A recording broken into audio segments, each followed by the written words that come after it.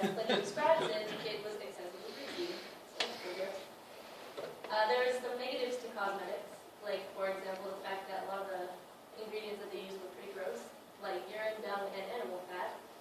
So that really shows how women wanted to be beautiful and what they were willing to do to be beautiful, to put these things on their face every day.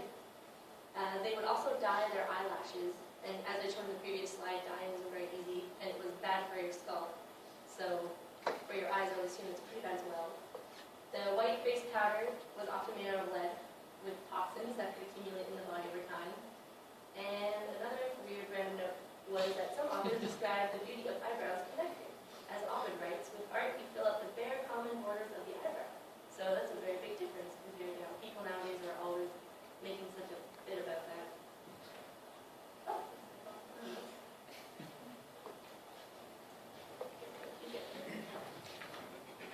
So now we're going to move on to talk about the armor they wore.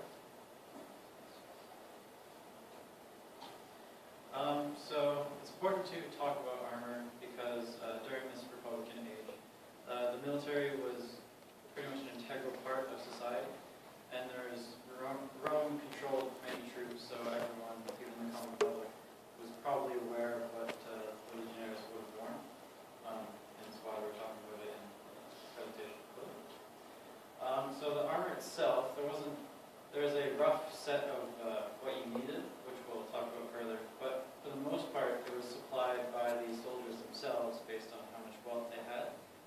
In fact, they were divided by the census into different groups based on what they could actually afford. So from that, we see a lot of variation of particular pieces of armor, as we'll see.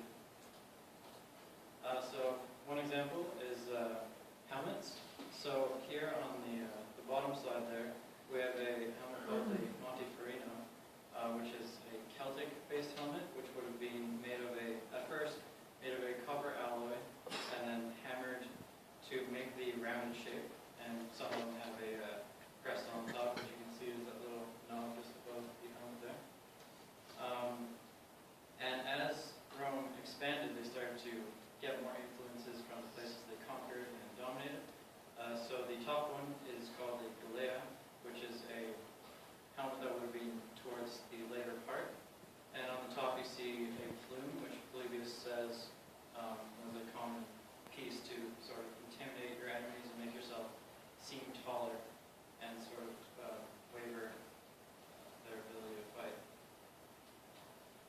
And then we have greaves. So it's important to know that these kind of greaves probably weren't used in common combat. They're more sort of a status symbol, so you might find them in graves as representing the warrior or something like that.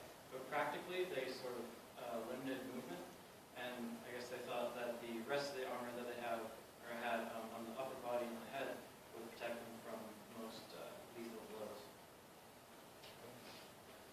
So we're going to talk about a couple more different types of armor. So the manica is similar to the greaves, but it goes on the arm and it's much more practical than greaves. And so they're made of bronze or iron, and they're made of overlapping metal strips, so it deflects any blows outwards and away from the arm. So we're going to talk about a couple types of body armor. There's lorca plumata, lorca hamata, and lorca segmentata. Lorca hamata, so it's essentially chainmail. It wasn't invented by the Romans, but it was used extensively by them. And it took a very, very long time to make, almost 2 months, just to make a single sheet of lorca hamata. The lorca segmentata is very similar to the manica, that it's basically the manica but for the body and the torso. It's made in the same way with overlapping metal plates so the blood flows outward. And this is used mostly after the Republic, but towards the end. So the lorca plumata is actually more upper class and is distinctive with its feather-shaped armor, as you can see in the picture over there.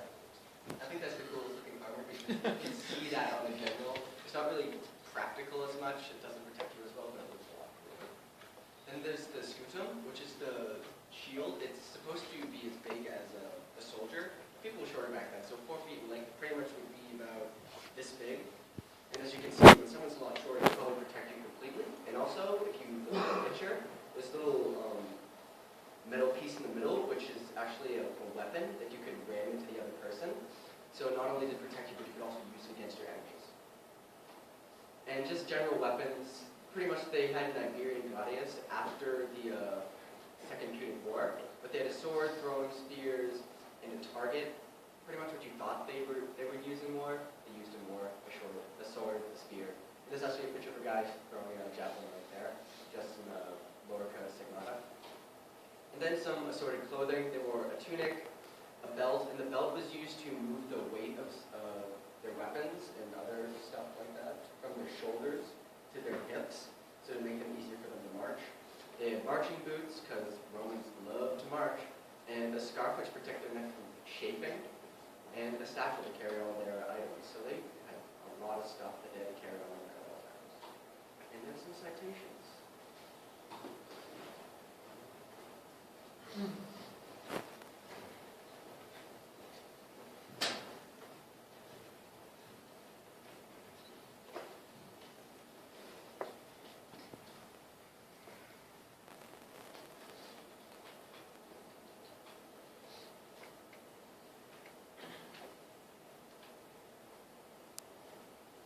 Okay, so Alex and I looked at how clothes were dyed in the Roman Republic. I did some of our own dyeing, and as you will see, she's a lot better at it than I am.